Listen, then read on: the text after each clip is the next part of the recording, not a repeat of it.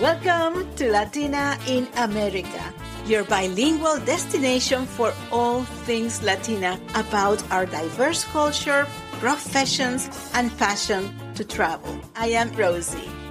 Our special guests will share their career journeys and will take us to amazing places around the world. On some episodes, they will take you on those journeys in Spanish.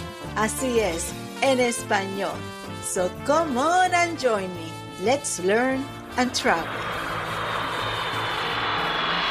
And what an episode do I have for you with Joyce, a master in connecting with her Latina audience and teaching all of us how to invest and build generational wealth. She is a Latina in America. Joyce, welcome to the show.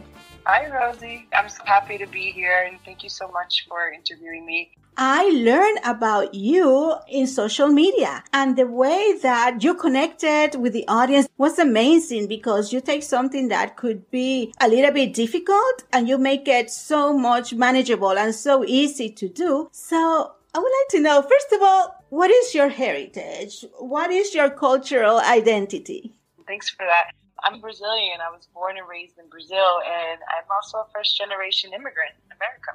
I had the opportunity to visit Brazil long time ago. I went to Rio de Janeiro and went to Pan de Azúcar, that we call it in Spanish, and it was a beautiful experience. So how old were you when you moved from Brazil? Yeah, I was about 10 years old. We came here with my whole family. With the entire family. Have you been in the United States before?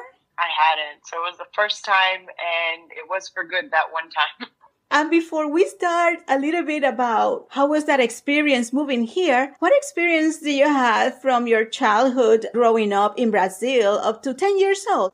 I had a wonderful childhood. I was surrounded by family, cousins. We were always hanging out weekends. And we have a big traditions of barbecues and things like that. So it was always nice to have barbecues at grandma's, dogs running around. It was a very loving childhood. And so I'm really fond of those memories. And talking about growing in that environment, did you see anyone specializing in your career of choice at this point? No, actually quite the opposite. I had never seen, and we never talked about finances in public. It was always something that we talked about at home. We sort of had hush-hush conversations, but it was never something my family, as far as I know, was aware of or ever spoke about it openly to each other. Yes, that is something that is very common in our culture. I never understood why, but I am glad that it's changing, but it takes a lot of work because the mindset is there. What is interesting about being a Latina in America, that the way we grow up and then the career of choice that we made, there is always some type of connection between that. So how was that connection from you growing up in Brazil and then coming to the United States to your career of choice? How was that journey? I think it was a few things. Growing up, I saw a lot of inequality. I saw a lot of really nice homes. And then right next to it in Brazil, as you may or may not have noticed, there's slums, especially in Rio. There's a beautiful beach. And then it's, slums on the hill, that is the picture of inequality in Brazil. And that's how closely and how available to everyone that is. So seeing inequality growing up, not quite understanding it, not quite understanding money and how money worked and constant inflation that Brazil is always under, and going to the store and saying, hey, can I have this? And being like, no, we can't afford it. Constant is something that I was very aware. I grew up very lower middle class, but like frugal as well, understanding that money is precious. You need to take care of it. The more you take care of it, the better things will get. And I think that lack of was something that inspired me to make more of it and also be aware of how to save it and eventually learn how to grow it.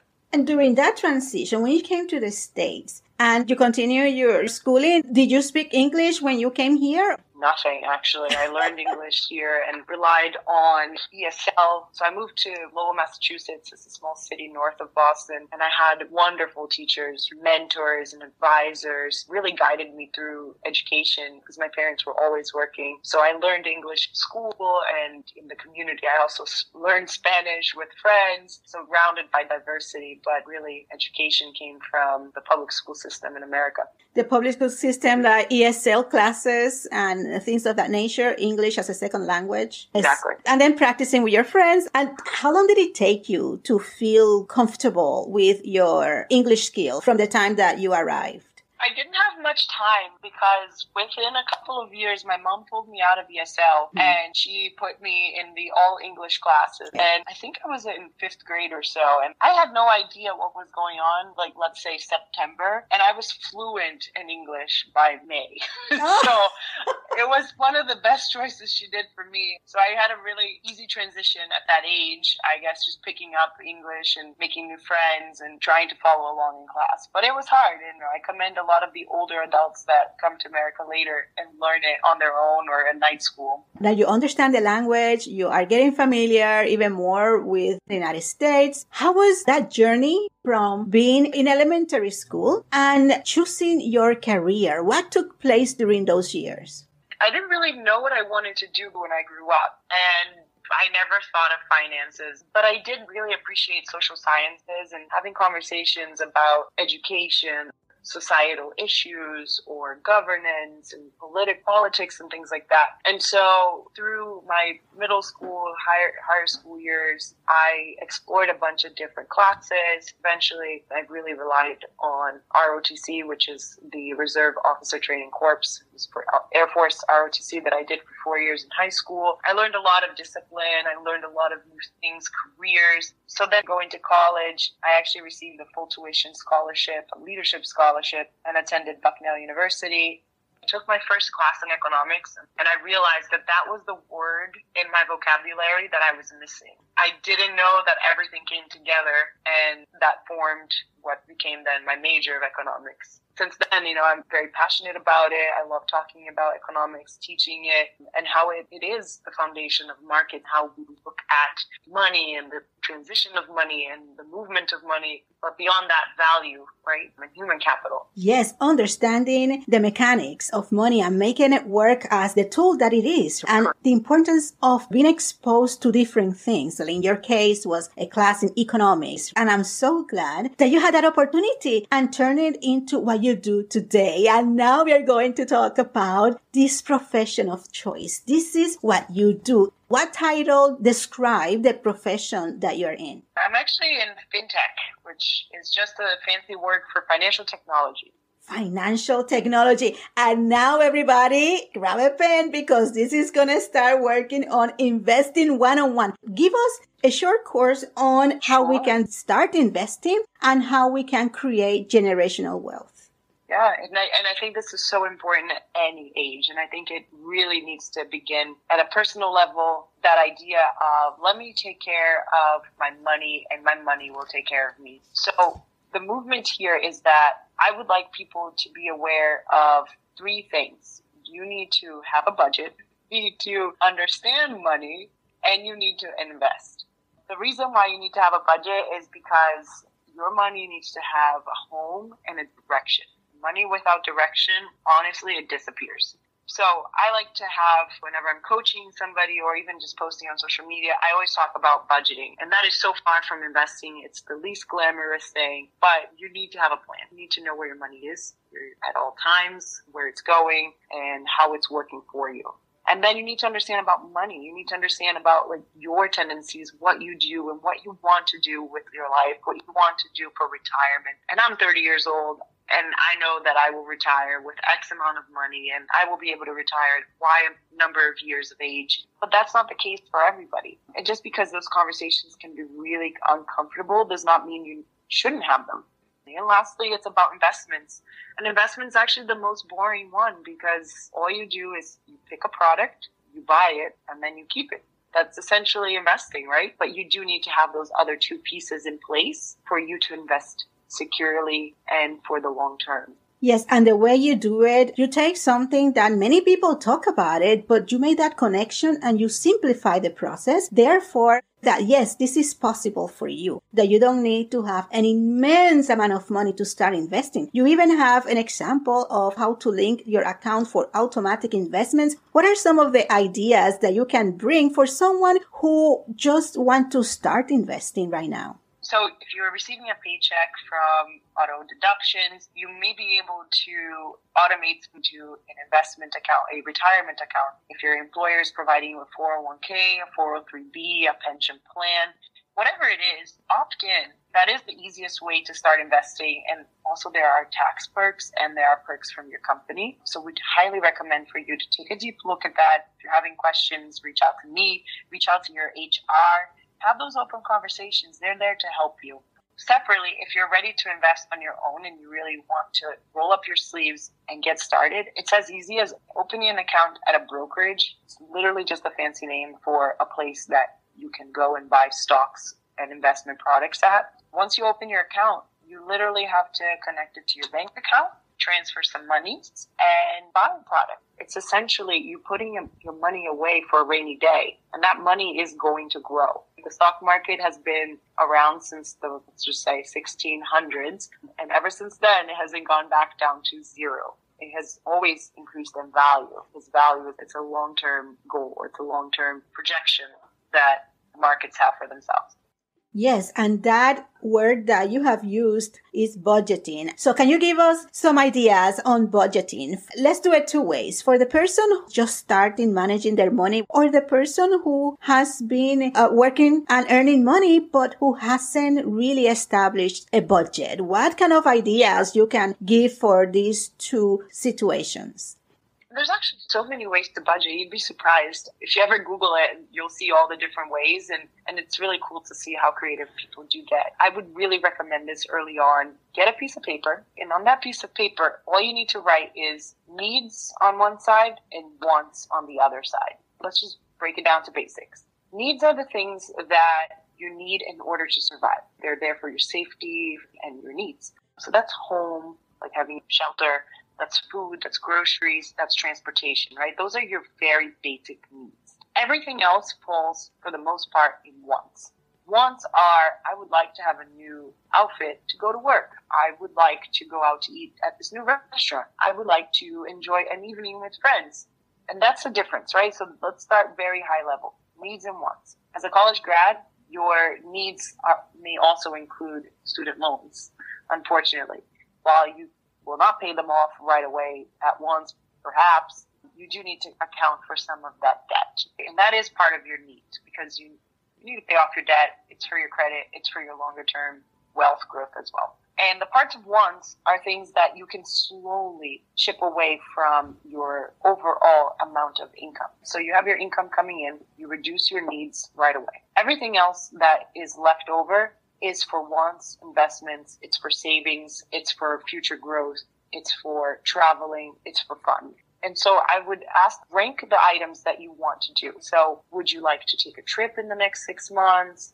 Would you like to purchase some things? Would you like to have some spending money for weekends, etc.? And start to categorize your money aside from the needs, because that's already been set, right? You've already put that away. And in your wants category, let's make a home for everything else so that the money has a plan, has direction, it's organized, and you see the whole picture on that one piece of paper. Wonderful. And then for the person who has been managing money for quite some time, but it can be done better, what suggestions do you have? I have to say, it's not very different from the needs and wants category, but you may want to take a step further at this point in your life, a little later on, and you may want to look at your credit card statement. I mean, majority of credit cards in America, I would say on average, have about $5,000 to $6,000 in consumer debt, and the average American home, you have 3 to 4 credit cards. So take a look at those credit cards. Look at what you're spending your money on. I would say that a lot of people are probably spending money on things. They are just bringing you temporary joy. And so it's about really being picky. Do you really want this thing, or do you need it for your safety and need?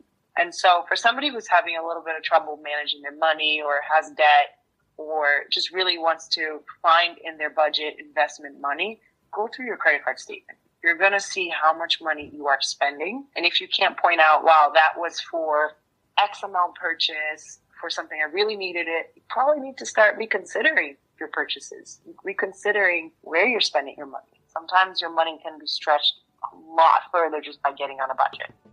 This is phenomenal. And now let's take a few seconds for a word from our sponsor. This episode is brought to you by our parent show, Life 100 Podcast, as seen on Oprah Daily, where we talk everything about life in English, in Spanish, and also in Spanglish. You can listen at life100podcast.com or on your favorite platform. And now, back to Latina in America with our guest, Joyce. Do you have some type of mentorship, some mentors that will help you really focus on what you're doing right now? And how was that process from graduation to where you are now? What took place in between? Yeah, absolutely. So I actually graduated despite having a full tuition scholarship. I had over $80,000 in student loans.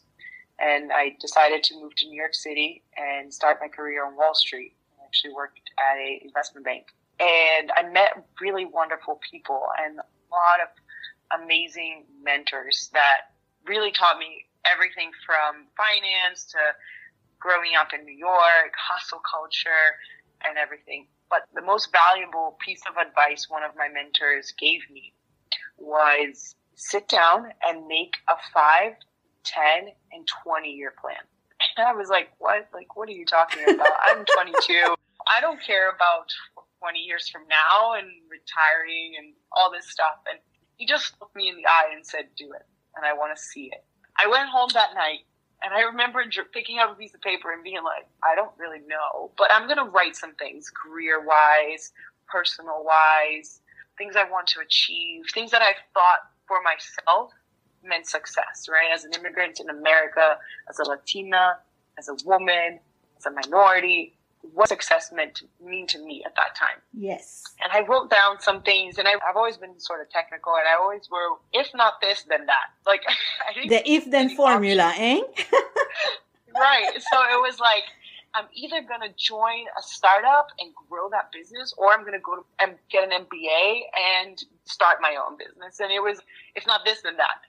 And I'm going to buy a home. If not in New York, it's going to be in South Florida. And I didn't give myself much room, but it was so incredible, the power that this piece of paper did back then, right? Almost like 10 years at this point, for my future. Because in my subconscious, I had all these things sort of mapped out and never voiced out. And when I did write them out, I sort of put them in my life plan. And it just happened. And it was one of those things, like, my life went on and I put that piece of paper away. And I ended up joining that startup, and I did grow that business, and I was able to buy my first home in New York City. And it was so amazing to see some of those things that I did plan for come together. So sometimes it really does take vision, and that was one of the best pieces of advice that I heard at such an early age. And I tell everybody, you need to have a plan. Let's write it down. Let's talk about it, because success is so different for everybody, but it really needs to be thought of and written down. You need to make a plan. Exactly. And that is something that I have always believed in, the intention. And even though you wrote it and you put it away, but that was already in your brain, because you have to go through the thought process, and that stays with you, especially when you figure out that, oh, wait a minute, this is something that I really want to do. Like for me is travel. I love to travel. And we're going to talk about travel in a little bit. For you, even though you put that paper away, that stayed with you. And then it's likely that when you were making decisions, you were thinking about what you wrote in that paper, and little by little, you kind of implement the steps. And like you said, you did work in the startup and you did buy your property. And it's amazing the things that we can do when we are intentional. And talking about that, this career that you have in financial and tech, what is a day in the life of Joyce? What is your day like? It's so funny because I never dreamt of this, and I'm so happy that it happened. So I started my career in an investment bank in Wall Street, traditional career, eventually made my way to the sales and trading desk. And that's where I really learned hands-on how markets operate, how markets trade, and really just taking those trades for my clients and soliciting trades from clients, right? Just the order of business. I would call a client and say, hey, do you want to do this? Or, hey, do you want to do that? And it was so interesting at that point, because this is like 2014, 2015, and the markets operated in such a way and I learned so much. Eventually, I did that for 4 years. I was really burnt out. I really enjoyed my team, but I was really, really tired. And I learned about this startup, and they were building algorithms for trading. And I thought, wow, that is so cool. It's a technology that will literally take away my job. So I want to join them. Mm-hmm. And algorithms simply just take the order and put it in the market, and they just literally work your order in the market. It's just a piece of technology. We operate with algorithms on Instagram, on Google every day. We all have some touch with an algorithm, but this was specifically for markets. So then I joined this FinTech. We've been growing like crazy, and I started as a salesperson, and now I run marketing. So I get to teach people about algorithms. I get to show the world what it is that we do. I get to be really creative and really building a brand around this technology that is extremely hot and really wanted by the traders on the business. Wow, what an amazing journey. So looking back at your 10-year-old just arriving from Brazil, how proud are you with all this journey that you have gone through? It's honestly so exciting and so humbling. I wouldn't be here without the help of so many mentors, so many amazing organizations. Shout out to Posse Foundation. Really so many wonderful people that have helped me. And I think I'm just getting started. I really one day would like to see myself creating my own technology and helping a lot of more people.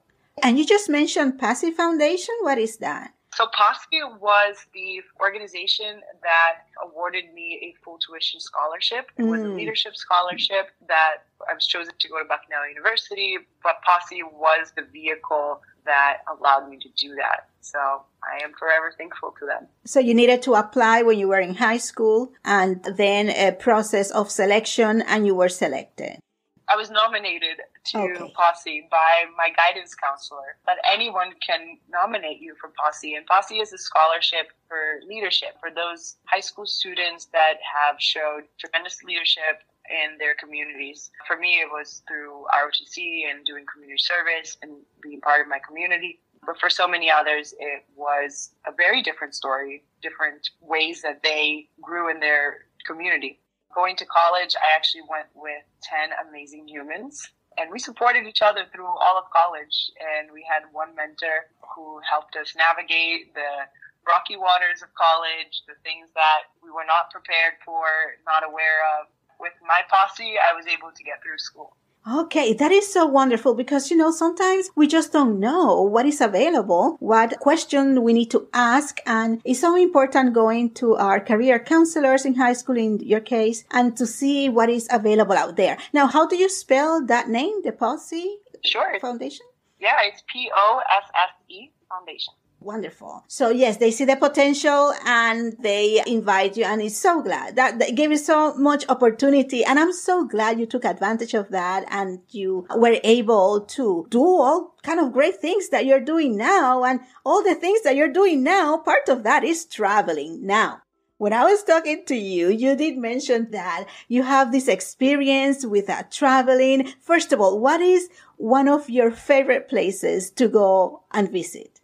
I'd be biased not to say somewhere in Brazil. I do love Rio. I love Rio de Janeiro. I think it's amazing, eclectic, fun, inspiring place to be.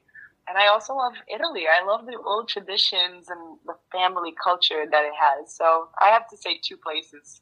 Those 2, between Brazil and Italy, those are beautiful places. You have good taste. Good taste. And also the way that you travel, that's what I want you to talk a little bit more, because you mentioned about traveling on points. Can you give us a little bit of more information about that? Absolutely. So I have been traveling on points for many, many years. And this is due to a few factors. One of them is having a really good credit card with rewards. Now, I am not suggesting you go out there and you open every single credit card and get every single point and rack up debt and not pay it off, right? We need to budget along the lines here. But you can open credit cards with specific point rewards. And those point rewards transfer into miles. And you can use those miles for free flights. So in my recent travels, I was just in Italy last month and was able to not only fly myself, but also my husband for free via Delta with points because of the points, the credit cards that I've had. So with a lot of due diligence, you can get on a budget, open a credit card, spend on that credit card, pay off that credit card, rack up points, keep doing this, and eventually save up for a flight, right? Flights are expensive, and that tends to be one of the major expenses whenever you fly abroad. If you wanted to go through a specific airline, which I would highly recommend, staying loyal to an airline and racking points that way is also a very easy way to do it. A few other ways to do it is also to go through your own bank. Sometimes there are rewards on your own credit card or debit card. So sometimes just read through the offerings and you'll see that there are credit cards that are offering those points and miles very, very inexpensively without having that yearly fee or that some of the higher end credit cards may offer. So having a credit card with points would be one of my highest recommendations. And then I also would recommend maybe a credit card associated with a hotel line. So using your credit cards diligently and also paying them off. I always have to express paying them off because I don't want anybody to get in debt for traveling is another way to do it. Traveling on points, that is one of my highest recommendations. There's also other things. You can look for websites for days of the week and different hours of the day. Sometimes Tuesdays at 7 a.m. are cheaper than Saturdays at 5 p.m. because the algorithm, again, knows that is the time that most people are actually looking for flights. So different times of the week, actually, there are flight sales. Booking in advance, 6 months, 3 months in advance is much cheaper than a month out. Those things you'll start to learn as you book a lot of flights. And I've traveled to over 20 countries at this point, so I've been quite good at finding some hacks along the way. Of course. And like you mentioned, putting that amount in the budgeting, because then it becomes automatic. And with a combination of understanding how points work, those two together give you the opportunity not only to travel, but to travel in style and at a good price. I'm talking about traveling from all the places that you've been. What has been one of those memories, either cultural or music-wise or food-wise, that it just made a lasting impression in your life? Yeah, I actually went to Budapest in Hungary. That might not be on the top of your list, but Budapest is so rich in culture. I was actually able to see an opera on the first few rows, which I thought was so neat. We got all dressed up to go to an opera, and it was about 30 euros. So it was a very affordable opera. We also went to the spas and pools. They have this rich pools and Turkish bath culture, which was just so neat. So I highly recommend Budapest for somebody who wants something a little off the beaten path and wants to try something completely new.